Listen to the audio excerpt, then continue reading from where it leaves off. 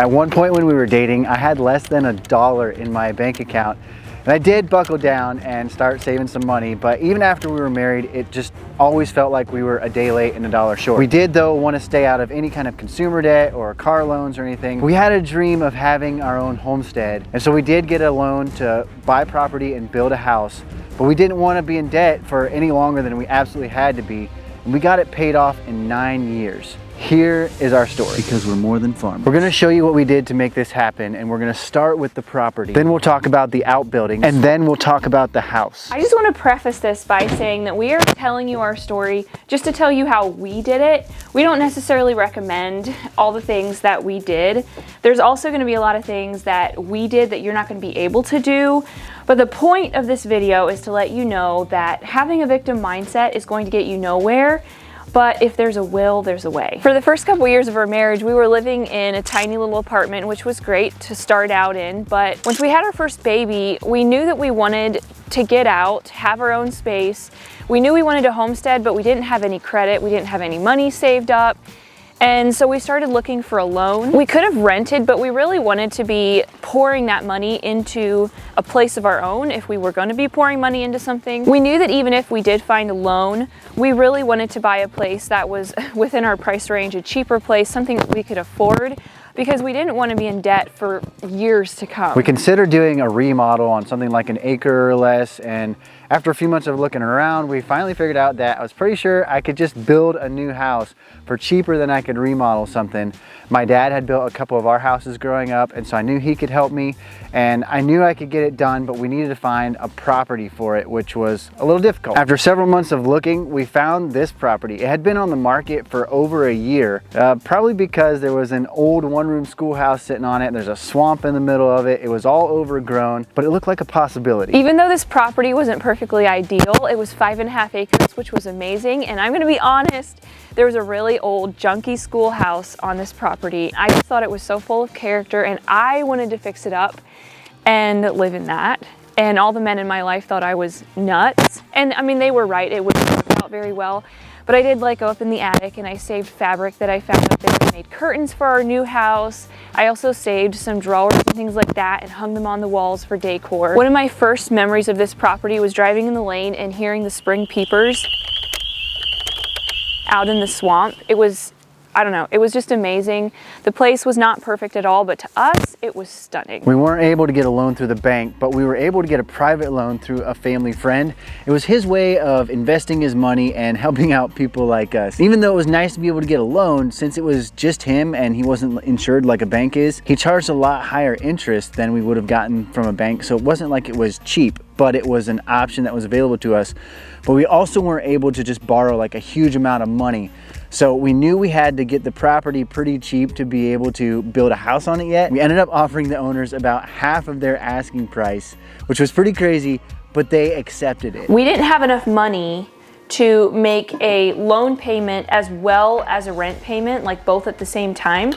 And so we bought a junky little old camper to live in while we built the house. And this is the part, honestly, that I can't really say that I recommend it. I'm not saying that you shouldn't live in an RV or anything like that, but we had 2 babies at the time, and the RV was junky. It was really, really cold, and I was super, super, super stressed out that my babies were gonna be cold because we were cold, and so why wouldn't our babies be cold in this RV? I'm gonna say something that you probably never hear people say, and maybe it's wrong, but this is just the way I feel. I actually wish we would have borrowed a little bit more money just so that we could have stayed in a house while this house was being built. It would have been so much less stressful on both of us, and it really messed with our relationship, it messed with our marriage, and so we regret that, let's just be real. We stayed in the camper for about 6 or 7 months, but it got so freezing cold that we kind of got frozen out of the RV. And so we moved into our unfinished basement. It did not have insulation or anything like that, and so we just moved from one icebox into another. There was no toilet, no running water. Actually, was there running water? There was running water. There was no toilet in the basement. There was running water, but there just wasn't a drain for the water to leave the basement. And so, yeah, it was just really difficult. There was no shower. We had to take baths in mixing bowls, and we had to go to the bathroom in buckets and things like that. And it was just really hard. We were in survival mode. And so, yeah, I would just recommend having a good place to live, a comfortable place to live while you're building your house. But I mean, we got it done. I want to say thank you to LMNT for sponsoring this video. Like Michelle said, when we were building our house and first getting started, we were so stressed out. And living in a state of stress is really hard on your body. I got unhealthily skinny. I went down to like the weight that I was when I was a little skinny 15-year-old kid. And me and Michelle have been working really hard to build our bodies back up since then. One of the things that stress does is it depletes your body of minerals. And minerals are very foundational for good health. Drinking LMNT is one of the things we've been doing to build our bodies back up, and we love it because it doesn't have any sugar, fillers, colorings, or artificial ingredients. We also live an active lifestyle now, and we want to maintain our bodies. Me and Izzy went snowboarding a couple weeks ago, and I made sure I had some with me. It helps keep me from getting muscle cramps, which seems to be more of a problem now that I'm in my 30s. I've given you guys my recipe for protein chocolate milk, and for a while we've been just using like the fruity LMNT flavors, but recently I got a box of the chocolate salt, and I've been putting half a packet of that into my protein chocolate milk. It tastes good, and now my morning drink is even a little bit better. LMNT is used by everyone from players in the NBA, NFL, NHL, Olympic athletes, Navy SEALs, to everyday mom and dads. And right now, LMNT is offering you guys a free sample pack of 8 single serving packets with any order. It's a great way to try all 8 flavors or share it with a friend. Oh, I forgot the maple syrup. You can get your LMNT at drinklmnt.com/morethanfarmers. And this deal is only available through our link. So you got to go to drinklmnt.com/morethanfarmers. Before we get too deep into talking about the house, let's talk about what we did for outbuildings. There actually used to be a little storage barn right here when we got here. It was really ugly, falling apart. We had to move it out of the way to plant our grapes. And even though it's ugly and falling apart, we still use it. We did paint it so it looks a little better, but there's like leaks in there, it's rotting and everything, but it works as something to store some of our stuff. And obviously if we were gonna have animals, we needed some kind of barn. We couldn't afford just to build a nice big barn. There was an old rusty corn crib sitting right here. It's still sitting right here, but I basically covered it in metal. I added on this part, then later I added on this part, and then later I added on the part over there and turned it into a barn. It slopes like a whole foot from one end to the other, but it works. A lot of the lumber that I used for it was like 70% off lumber from Home Depot. The metal, I got some like used stuff. Some of it was given to me. Eventually I do want something different, especially right now. Well, right at the very moment, it's not super cold. All of a sudden we went from like negative temperatures to like 50 degrees. But when it was really, really cold, it is a pain to have a barn that doesn't actually close off real nice. It's not like sealed off very well, so like it's sweating in there right now, condensation and stuff, and everything's getting wet in there. But anyways, it does work. We also needed some kind of fencing for our animals, and fencing can be really, really expensive, but I went with electric fence, super cheap, super easy to put in, and it has worked really, really well for us. For the cows, I have 3 strands of electric going around the perimeter, and that has totally worked for them. Down by the garden here, and we wanted a little garden shed, something to keep the tiller in, stuff like that. This thing here was built pretty much all with scraps. I spent very little money on it. And I say this about the outbuildings, just to say that you can make it happen without needing to build these big fancy things or whatever. And it does take some doing. It takes some extra effort and stuff. Sometimes I almost regretted the ways that I made do with finding scraps and dealing with boards and stuff that wasn't the right sizes, but it all did work out. And if you're on a very low budget like we were, then sometimes you just got to do stuff like that. This little chicken coop right here, I actually built while we were still living in that basement apartment. Our landlords let us build this little chicken coop and have it kind of down in the back. And this was all built out of scraps, and I did some movable chicken coops and other stuff like that. That was all built out of scraps. The hoop house that you've seen in some of our videos, that was pretty much all built out of scraps. Took a lot of extra work, but it made so we could start having cows and chickens and doing the whole homestead thing without spending a lot of money. And again, I'm not sure if I would totally recommend all that.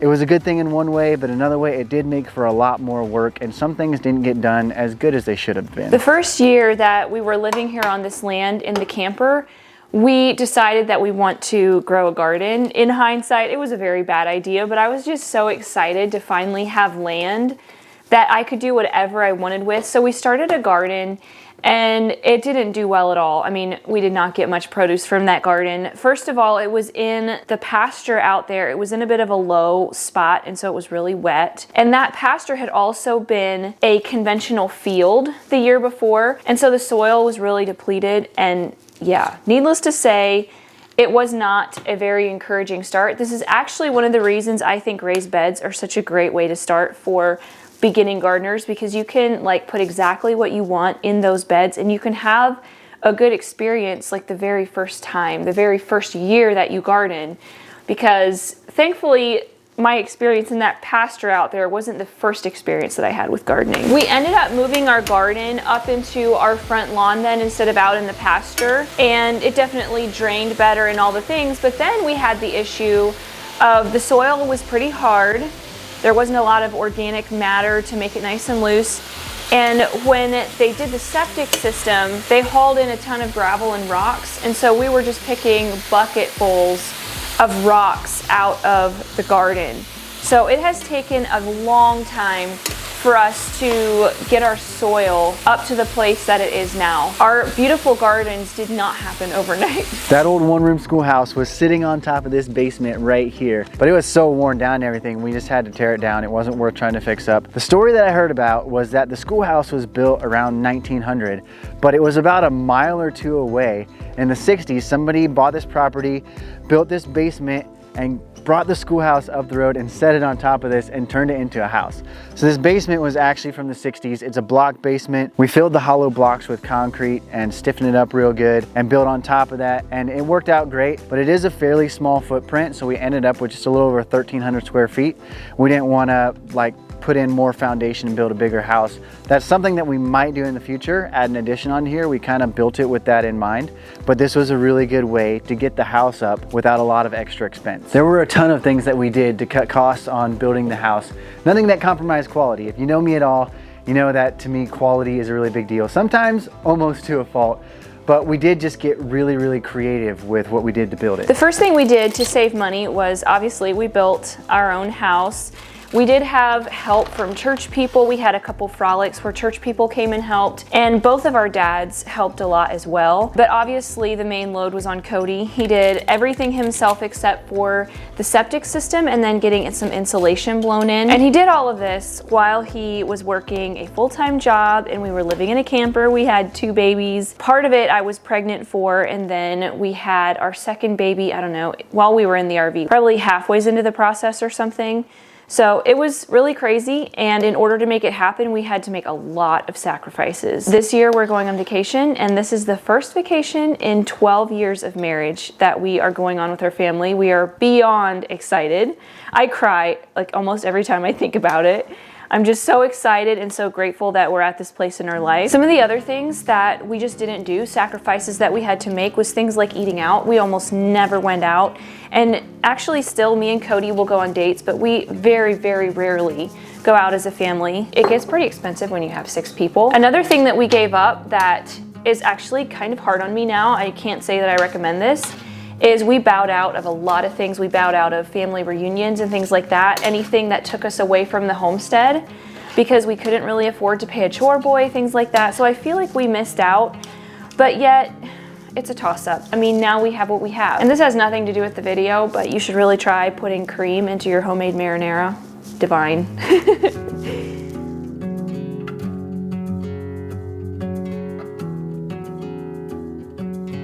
Another very obvious sacrifice that we have made over the years is we don't drive nice vehicles. They have rust, but they work. Cody has never had a farm truck. We don't really like the thought of taking out car loans, and so we would like to cash off all of our vehicles, and so right now we're saving for a truck.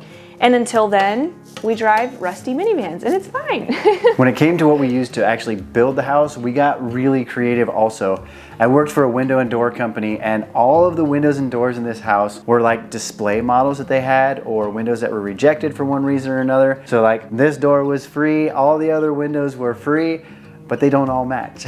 We put it together in a way that everything does look pretty good from the inside and the outside. If you wouldn't know, you probably wouldn't hardly be able to tell. It wasn't perfect, but it definitely worked, and obviously that was a huge cost savings. The paint on the outside of the house came from Facebook Marketplace. I grew up helping my dad in his woodworking shop, so I already knew how to build cabinets. I built our kitchen cabinets, but these doors actually were from a job that he had ordered doors for a long time ago, and for some reason they came the wrong size or they were built the wrong style or something. And so he had them sitting in his shop for years. I pulled those things out of hiding, painted them and everything, and made them fit this kitchen. We wanted hardwood flooring in the house, and hardwood flooring is often pretty expensive, but we got this stuff. It's called cabin grade. Basically just a bunch of short little pieces. We got it from this little Amish store a couple hours from here for a whole lot cheaper than what normal hardwood floor costs. We have granite countertops in the kitchen and in the bathrooms, and usually granite is pretty expensive, but we got this at an auction, and this was totally random. Michelle calls it the angel auction. It was this building surplus supply that was going out of business, and so they were having an auction to get rid of all their stuff, and there was a decent amount of people there, but people just didn't seem to bid on stuff. I got our bathroom sinks, I got some flooring, I got some other random stuff that went in our house, and this granite countertop, I got enough granite for the entire house for less than 50 bucks. It wasn't like all cut to size though, so I actually had to cut it myself. I put a diamond blade on a skill saw and was like spraying it down with water and using it running backwards, and cut it and polish the edges and stuff myself. And we've got granite now. Another thing we did was we did not buy any of our furniture or appliances new. We got everything from either Facebook Marketplace or friends getting rid of things or auctions, Habitat for Humanity, things like that. This dryer right here, funny story, we got a washer and a dryer set at an auction. And I mean, they look like antiques. They had like drywall mud all over them. They were 20 bucks each. And this was 10 years ago, and we are still using this dryer.